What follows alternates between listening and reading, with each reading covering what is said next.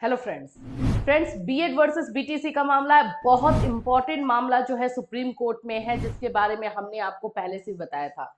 ये कितना इंपॉर्टेंट है और कैसे इसका इम्पैक्ट सभी वैकेंसीज पर आएगा। खास करके अगर हम अभी बात करें तो रिसेंट चलने वाली वैकेंसीज बिहार में जो टीआरई की वैकेंसी चल रही है उस पर भी असर रहेगा। इसी से रिलेटेड जो है एक लेटेस्ट इन्फॉर्मेशन आ रहा है, उसके बारे में हम बात करेंगे और ये किन किन वैकेंसीज पर असर डाल सकता है और क्या क्या पॉइंट्स इसमें से जो है निकाले जा रहे हैं उस पर भी हम बात करने वाले हैं। चलिए स्टार्ट करते हैं। उससे पहले फ्रेंड्स, अगर चैनल पर आप पहली बार विजिट कर रहे हो तो चैनल को सब्सक्राइब कर लेना, बेल आइकन को हिट कर देना। आप मेरे पीछे देख सकते हैं, ये वही केस है जिसके बारे में हमने आपको बहुत बार भी बता दिया है कि भाई ये केस मोस्ट इंपॉर्टेंट केस अभी के लिए बन चुका है और इसमें जो फैसला आ गया उसमें समझ लो कि बाकी सारे केसेस को जो है ये एक तरह से खत्म कर देगा। ये केस है Arnav Ghosh versus union of India का।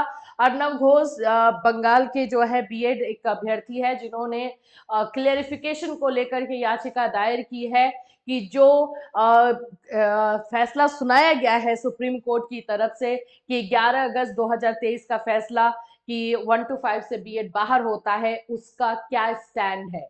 क्या स्टैंड है कहने का मतलब है कि वो कब से लागू होगा। रेट्रोस्पेक्टिव रहेगा यानी पुरानी वैकेंसियों को भी जो है अपने चपेटे में लेगा, या फिर 11 अगस्त के बाद लागू होगा।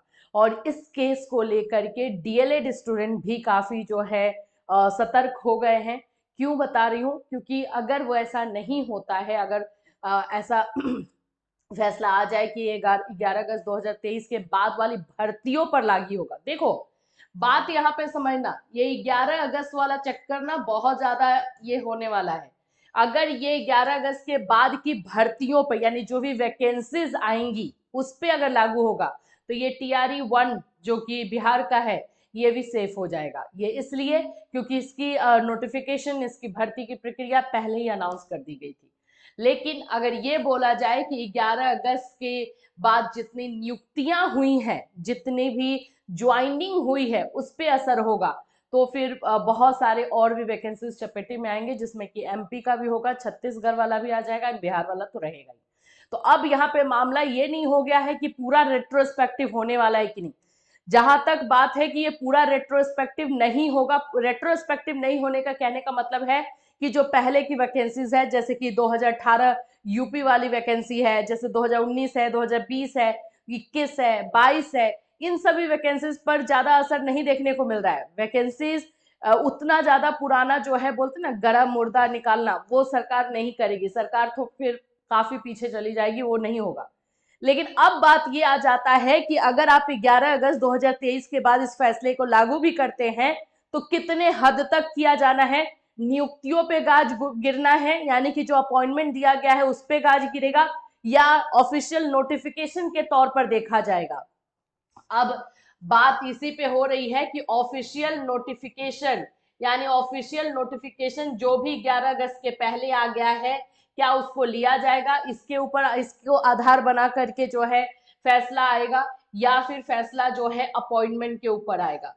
ये दोनों बहुत इंपॉर्टेंट जो है ये पॉइंट बन गए हैं। और यहाँ से अगर अपॉइंटमेंट पर आता है कि 2011 11 अगस्त 2023 के बाद जितने अपॉइंटमेंट हुए हैं, तो इसमें तो भाई आपका बोल सकते हैं कि एमपी और छत्तीसगढ़ मामला, बिहार मामला सारा चपेटे में आएगा, वो वाला फिर मान्य नहीं होगा। लेकिन अगर ऑफिशियल नोटिफिकेशन पर आएगा कि 11 अगस्त 2023 के बाद जो भी ऑफिशियल नोटिफिकेशन किसी वैकेंसी को लेकर के आई है उस पर ये लागू होगा, तो फिर बिहार टीआरई 1 भी बच जाएगा, ये क्लियर है। तो अब इसी पर ये मामला जो है चल रहा है। जितने एडवोकेट्स हैं वो हर पॉइंट्स को जो है निकाल रहे हैं, सोच रहे हैं। अब इसकी सुनवाई जो है 11 दिसंबर को होने वाली है। जैसे हमने आपको बताया था कि इसकी सुनवाई 4 दिसंबर को होने वाली थी, लेकिन इसका डेट जो है एक्सटेंड कर दिया गया है। अब 4 दिसंबर को सुनवाई नहीं होगी, अब सुनवाई होगी 11 दिसंबर को। तो ये दिन इंपॉर्टेंट है और आप लोग जैसे ही जानते हो कि इसको सीजीआई को ट्रांसफर भी कर दिया गया है। हर मुद्दे को, हर पॉइंट्स को बारीकी से सोचा जाएगा, बारीकी से समझा जाएगा। जहां तक सुनने में आ रहा है कि डीएलएड की तरफ से जो है एडवोकेट आने वाली है वो मीनाक्षी अरोड़ा है। अगर वो पहुंचती है तो सही है, मतलब कि जाहिर सी बात है, आप जानते हो उनको, आपने देखा है कि कितने अच्छे तरीके से जो है वो अपने पॉइंट्स को रखती है। तो उसको देख करके ऐसा लग रहा है कि बीएड की तरफ से भी कोई अच्छे और वैसे सीनियर वकील का, एडवोकेट का होना जरूरी है, जो अपने पॉइंट्स को अच्छे से क्लियर रख पाए।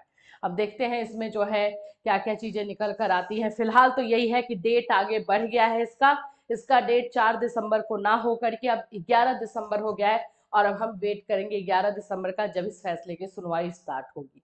इससे रिलेटेड कोई और अपडेट रहेगा, डेफिनेटली आपको जो है इसी चैनल के माध्यम से जो है अपडेट किया जाएगा। और यही एक सुनवाई है जो पूरी तरीके से बीएड का जो खेल खत्म करेगी, या फिर जो है इसको आगे लेकर के जाएगी।